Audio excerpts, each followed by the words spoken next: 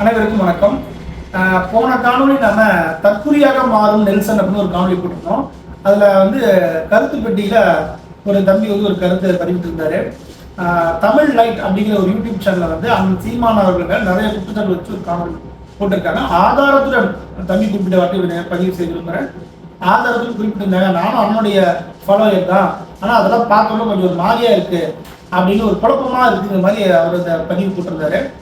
சரி, அப்படிதான் தமிழ் லைட் அப்படிங்கிற சேனலில் என்னதான் போட்டிருக்கான்னு சொல்லி பார்த்தோம். அதில் தம்பி என்னென்ன பொய்களை எப்படி சொல்லியிருக்காருங்கிறதான் நம்ம பார்க்க போகிறோம். முதல்ல தம்பி என்ன சொல்லியிருக்காருன்னு பார்த்துருவோம். இடத்துல ஏதாவது போராட்டம் நடந்ததுன்னா அங்க போயிட்டு இந்த போராட்டத்துக்கு நான் ஆதரவு தெரிவிக்கிறேன்னு சொல்லி ஒரு அட்டண்டன்ஸ் தான் போடுவாரே தவிர, அந்த போராட்டம் முடிகிற வரைக்கும் அதுல போய் கலந்துக்கிட்டு அந்த போராட்டம் முடிஞ்சு வெற்றியோ தோல்வியோ அந்த போராட்டம் எண்டு வரைக்கும் எந்த ஒரு போராட்டத்துல சீமான் கலந்துகிட்டதே கிடையாது. இப்ப தம்பி என்ன சொல்றாரு அப்படின்னா, தமிழ்நாட்டுல எங்க போராட்டம் இருந்தாலும் அந்த சீமான் போவாரு, சும்மா ஒரு அட்டண்டன்ஸை மட்டும் போடுவாரு, ஆனா அவர் முழுசா ஒரு போராட்டத்தை இறுதி வரை களத்துல இருந்ததில்லை அப்படின்னு சொல்லுவாங்க. கமல, உனக்கு இந்த 8 வழிச்சாலை பிரச்சனை சேலத்தில் வச்சு தெரியுமா? நம்ம ஊர்ல தான் நடந்துச்சு. அந்த 2018 நடக்குது. அப்போ நான் நாம் தமிழ் கட்சியில் நம்ம இருக்கேன், 14 கட்சி தான் இருக்கேன். அப்போ சேலத்துல ஒரு பெரிய இடத்துல அண்ணன் தங்கியிருக்காரு. கிளம்புறதுக்கு முன்னாடியே அண்ணனுக்கு செய்தி வருது. ஐஎஸ் சொல்றாங்க, இந்த மாதிரி நீங்க போராட்டத்துக்கு வர வேண்டாம்னு சொல்லி தகவல்கள் வந்தா உறுதியா கைது செய்யப்படுவீங்கன்னு சொல்லிட்டாங்க. முன்னாடி இன்ஃபர்மேஷன் கொடுத்துட்டேன், வராதீங்க, வந்தா கைது அப்படின்ட்டாங்க. உடனே அண்ணன் உள்ள போய் தகவல் சொல்றாங்க, அது மாதிரி செய்தி வந்துருக்குன்னா வந்தா கைது பண்ணிடுவோம். கைது காலம் நம்ம அண்ணா கட்சி நடத்துறோம், கிளம்பி போங்கடா முதல்ல அப்படிங்கிறாரு. அப்போ அண்ணன் உடனே கிளம்பி பெருந்தெல்லாம் கிளம்பி நம்ம எருமாபாளையத்துக்கிட்ட அங்க இருந்தா அந்த 8 வழிச்சாலை வருது, அதுக்காக போயிருந்தோம். போய் நாங்கள் பேசிட்டு இருக்கும் போதே காவல்துறை வந்து கைது செய்யப்பட்டு அண்ணன் சேலம் சிறையில் வைக்கப்பட்டிருந்தாரு. ஒரு நாள் 2 நாளோ வச்சிருந்தாங்க நினைக்கிறேன். அதுக்கப்புறம் அண்ணன் பின்னாடி வந்துட்டாரு. 15 நாள் சேலத்துல தங்கி அண்ணன் கைது போட்டார். ஸோ அப்போ வந்தால் கைது பண்ணிடும் சொன்ன பின்னாடியும் சீமான் துணிச்சலா அந்த இடத்துக்கு போறாரு, கைது செய்யப்படுறாரு. 15 நாள் சேலத்துல தங்கி கைது போட்டுறாரு. அதுக்கப்புறம் நாம் தமிழர் கட்சி தான் 8 வழிச்சாலைக்கு வழக்க தொடர்ந்து இன்னைக்கு தமிழ்நாட்டில் 8 வழிச்சாலை போடக்கூடாதுன்னு ஒரே காரணம் நாம் தமிழர் கட்சி தொடர்ந்த வழக்கு. இது ஊரறிஞ்ச உலகறிஞ்ச உண்மை. ஆனா தம்பி பாவம் செய்தித்தாள், யூடியூப் எதுவுமே பார்க்க மாட்டாரு. அவர் ஒரு பழங்குடியினர் சமூகத்துல வாழ்ற ஒரு பழங்குடி சமூகமா எந்த வசதி இல்லாத ஒரு பழங்குடி நாட்டுல வாழ்றாரு. அவருக்கு இந்த செய்தி தெரியாது. ரெண்டாவதா பாத்தீங்கன்னா, தமிழுக்காக அண்ணன் எவ்வளவு போராடுறாருன்னு தெரியும். இப்ப தஞ்சை பெருவுடையார் கோயில்ல யார் வழக்கு போட்டாங்க? அண்ணன் தான். நாம் தமிழர் கட்சியும் தமிழ் தேசிய பேரவைக்கும் இணைந்து ஒரு வழக்கு இருக்குது. அந்த வழக்குல தான் தமிழ்ல குடமுழுக்கு நடத்தணும் அப்படின்னு தீர்ப்பு வருது. அப்போ இன்றைக்கு தஞ்சாவூர்ல தமிழ் ஒழிக்க காரணமா இருந்து நாம் தமிழர் கட்சி தொடர்ந்த வழக்கு. சும்மா அண்ணன் மேடை மேல தமிழ் பேசாம பேசி போறது மட்டும் இல்லாம வழக்கு தொடர்ந்து அதை நம்ம செயல்படுத்தி காட்டிடணும். ரெண்டு மூணாவதா இந்த சன் ஃபார்மான்னு மருந்து கம்பெனி இருக்கு இல்லையா, அவங்களுக்கு தேடநங்கல்ல ஒட்டி அவங்க ஒரு பெரிய ஃபேக்டரி வச்சிருக்காங்க.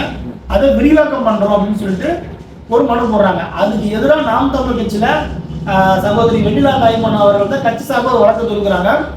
அந்த வழக்கின் தீர்ப்பு தான் வேடந்தாங்கல் பகுதி பாதுகாக்கப்பட்ட சுற்றுச்சூழல் பகுதி, அங்க ஒரு மருந்து நிறுவனம் தொடரக்கூடாதுன்னு நீதிமன்றம் அதை ரத்து பண்ணிச்சு.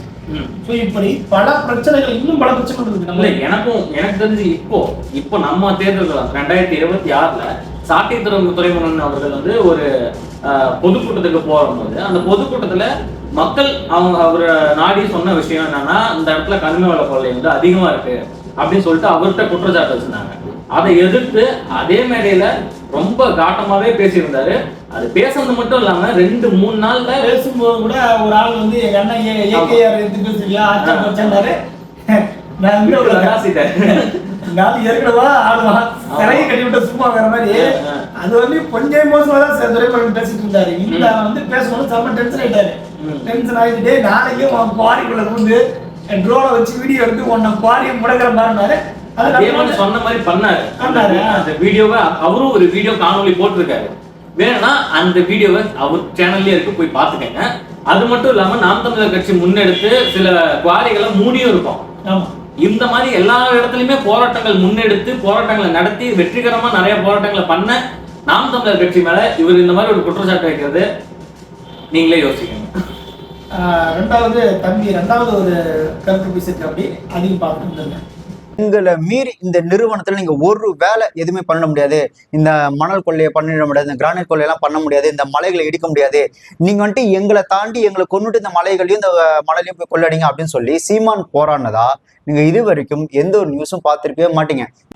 இப்ப தம்பி என்ன சொல்றாருன்னா, அண்ணன் சீமான் அவர்கள் இந்த மணல் கொள்ளையை பண்றதுல இந்த மலையை உடைக்கிறத போயிட்டு நெஞ்சு நின்றுட்டு எங்க கொண்டுட்டு இந்த மலையை போய் விடுற பாக்கலாம் அப்படின்னு சொல்லி நிக்கணும் அப்படின்னு தம்பி ஆசைப்படுறாரு. இந்த தம்பி நம்ம என்ன கோரிக்கைன்னா, இவ்வளவு வீரமா இவ்வளவு தில்லா பேசுற நீங்க ஏன் இதை நீங்க செய்யக்கூடாது? திருவள்ளுவர் ஒரு திருக்குறள் சொல்லியிருக்காரு, சொல்லுதல் யாருக்கும் எளிய அறியலாம், சொல்லிய வண்ணம் செயல் அப்படிங்கிறாரு. ஆனா தம்பி நம்ம கிட்ட வந்து இந்த மாதிரி நீங்க என்ன கொண்டுட்டு போய் மலைய கூட அப்படின்னு நம்ம கிட்ட சொல்றது பதிலா தம்பியே முன்னுதாரணமா எடுத்து இப்படிதான் வாழணுங்கிறது அவரு போய் ஒரு மணல் கொள்ளை பண்றதுலயோ ஒரு மலை உடைக்கிறதுலயோ போய் நின்று என்ன கொண்டுட்டு நீங்க வந்து இந்த மலையை உடைச்சிங்கன்னு தில்லா சொன்னாருன்னா ரொம்ப நல்லா இருக்கும். இல்லை நீங்க இப்படி வந்து வீடியோ போடுறீங்கல்ல, அந்த மாதிரி இப்படிலாம் பண்ணணும் அண்ணனுக்கு ஒரு அறிவுரை சொல்லி வீடியோ போடுறீங்களா, இந்த வீடியோவை நீங்க சீமானன்னு சொல்லாம நீங்க டைரக்டா போய் ஒரு மணல் பாட்டை போய் நின்று அப்படியே ஒரு போன் அப்படி வச்சு ஒரு லைவ் போட்டீங்கன்னு வச்சுக்கோங்க. நீங்க லைவ் போடும்போது அவன் லைவ் தான் உங்களை போட்டுருவான். ஏன்னா தமிழ்நாட்டுல இந்த மணல் கொள்ளை தடுக்க போன விஓக்கள், அரசு அலுவலர்கள் வண்டி கொல்லப்பட சமூக ஆர்வலர்கள் பல பேர் உயிரிழந்து வெட்டி கொலை பண்ணப்பட்டிருக்காங்க. இதை நம்ம களத்துல பார்த்துட்டு தான் இருக்கோம். அப்படி இவ்வளவு இருந்த சமயத்திலுமே நாம் தமிழர் கட்சி இந்த வளக்கொள்ளைக்கு எதிராக உறுதியா நிற்குது, எவ்வளவு சண்டை போட்டுக்குது. கன்னியாகுமரியெல்லாம் அண்ணன் சீரன் அவர்கள் பல இடங்கள்ல வந்து இந்த வளக்கொள்ளையை தடுத்து நிறுத்தி பிரச்சனை பண்ணியிருக்காரு. சில இடங்கள்ல அந்த வண்டி இந்த பாறை வந்து லாரி எடுத்துட்டு போறாங்க இல்லையா, நல்ல அதை நிறுத்தி கொண்டு போய் ஸ்டேஷனுக்கு கொண்டு விட்டுருக்காரு. இந்த மாதிரி பல இடங்கள்ல நாம் தமிழர் கட்சி வீரியமா முன்னெடுத்துட்டு இருக்கு. ஆனா தம்பி பாவம் எதுவும் படிக்கிறது இல்ல, தம்பிக்கு எதுவும் செய்தி தெரியறது இல்லை போல இருக்கு. அவர் யூடியூப் சேனல்ல அவர் சேனல் மட்டும் தான் பாக்குறாரு போல, மற்ற சேனல்ல அது கவனிக்காம பேசிட்டாரு போல. செய்தி சேனல் கூட தம்பி பாக்குறது இல்லை போல இருக்கு. நாம் தமிழர் கட்சி எத்தனை இடத்துல மணல் கொள்ளைக்கு எதிராக வேலை செஞ்சிருக்கு, எத்தனை இடத்துல கருப்பாரிக்கு எதிராக வேலை செஞ்சிருக்குன்னு தம்பிக்கு எந்த தகவலும் தெரியல. சரி, இந்த காணொலி வேலை தம்பிக்கு போய் சேர்த்துன்னு நினைக்கிறேன். ஸோ அதனால அதெல்லாம் கொஞ்சம் பார்த்துட்டு வந்து தம்பி நீ குற்றச்சாட்டு வைங்க. அடுத்ததான் தம்பி மூணாவதா ஒரு குற்றச்சாட்டு வச்சிருக்காரு, அது என்னன்னு பார்த்துருவோம். அவன் ஆனந்த விடல கொடுத்த பேட்டி தான் 7 முறை சிறந்த குடிமகன் விருதை வாங்கின இவர் எப்படி கல்லை உடைப்பாருன்னு அச்சாமருங்க ஒரு பெல்ட்டி வேற லெவல். இப்போ அவர் வந்து கொள்ளையில ஈடுபட்டாருன்னா அப்ப அவர்கிட்ட வாங்கி தின்ற நபர்கள் யார் அப்படின்னு அவனையும் சேர்த்து சொல்றானான்னு தெரியல. ஆனா சூப்பரா முட்டு கொடுத்தான். அதாவது அண்ணன் வந்து 7 முறை குடியரசோட சிறந்த குடிமகன் விருது வாங்கின பிஆர்பி கிரானைட் நிறுவனத்துடைய ஒரு பிஆர்பி வந்து எப்படி வந்து தப்பானவரா இருப்பாரு அப்படின்னு பிஆர்பிக்கு ஆதரவாக அண்ணன் சீமான் பேசுறதா அவரே வந்து ஒரு போஸ்ட் பேஜ் போடுறாரு.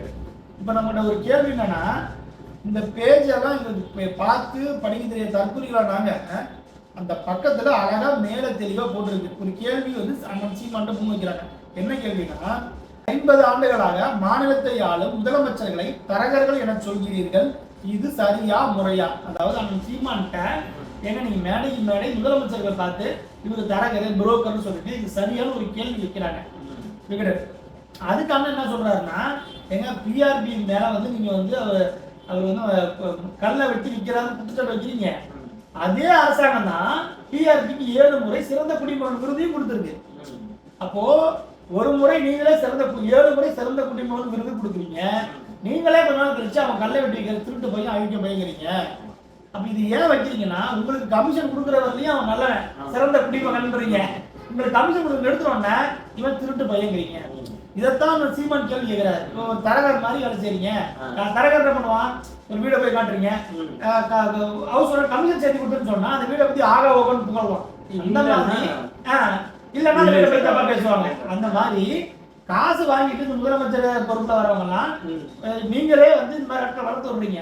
உங்களுக்கு எதிராக திரும்பும் போதோ உங்களுக்கு காசு கொடுக்காத பட்சம் நீங்களே வந்து திருட்டு பையன் கொள்ளக்காரன் பட்டம் கட்டுறீங்க அப்படிங்கிற கேள்வி முன் வைக்கிறாரு. இதை வந்து தம்பி தெளிவா எப்படி திரிக்கிறாரு பாருங்க. மேல வர கேள்வியை தம்பி படிக்க மாட்டாரா, பதில்ல அவருக்கு தேவையான வார்த்தைகளை கீழே அண்டர்லைன் பண்ணிட்டு பாருங்க. சீமான் வந்து பிஆர்பிக்கு இதெல்லாம் பேசிட்டாரு. பிஆர்பி யாரு? கிராண்ட் உலகில் ஈடுபட்டவர். அப்ப சீமான் யாரு? எப்படி தம்பி கதை கொண்டு வர பார்த்தீங்களா? அதனால தம்பி நாம் தமிழர் நல்லாவே படிக்க தெரியும். அதனால முதல்ல இந்த மாதிரி நீங்க சான்றிதழ் கொடுக்கும்போது நீங்க ஒரு தப்பு பண்ணீங்க, இதை போடும்போது மேல அந்த கேள்வி இருந்துச்சுல்ல, மறைச்சிட்டு கொடுத்துருக்கலாம். நீ உனக்கு வந்து உனக்கு சரியாவே தெரியல, ஃப்ராடு தர மட்டும் உனக்கு சரியா தெரியல, டிஎம் கிட்ட போய் ட்ரைனிங் எடுத்துட்டு வா, அவங்க கொஞ்சம் தெளிவாக சுற்றுவாங்க.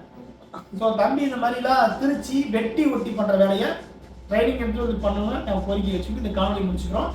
தம்பியை இன்னும் போட்டு பழக்க வேண்டிய காணொலிகள் அடுத்த கட்டமாக தொடர்ச்சியாக வர இருக்குது. அதனால் இதோட இந்த காணொலி முடிச்சுக்கிறோம். நன்றி, வணக்கம்.